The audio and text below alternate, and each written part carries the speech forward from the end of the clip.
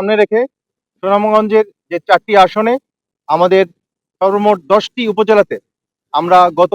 31 জানুয়ারি আমাদের Sunamganj battalion 28 BGB কর্তৃক পূর্ণ মোতায়েন সম্পন্ন করা হয়েছে এবং 1 ফেব্রুয়ারি থেকে আমরা পূর্ণ মাত্রায় আমাদের যে দায়িত্বপূর্ণ এলাকা ভোট কেন্দ্র সহকারে আমরা সমস্ত জায়গাতে রেকি কার্যক্রম অব্যাহত রেখেছি এবং আমাদের যে দুর্গম পাহাড়ি এবং হাওড়ের যে এলাকাগুলো আছে সেখানে কিন্তু আমরা ড্রোন কাভারেজ দিচ্ছি। আমাদের যে সার্ভেলেন্স সিস্টেম সেটাকে স্ট্রং করার জন্য আমরা আমাদের রেকি টিমের সাথে আমরা ড্রোন সহ অত্যাধুনিক প্রযুক্তি আমরা ব্যবহার করছি। এছাড়া আমরা পূর্ণ মাত্রায় যেন এই আমাদের যে নির্বাচন এটা যেন শান্তি অবাধ এবং সুষ্ঠুভাবে সম্পন্ন করা সম্ভবপর হয় সেজন্য আমরা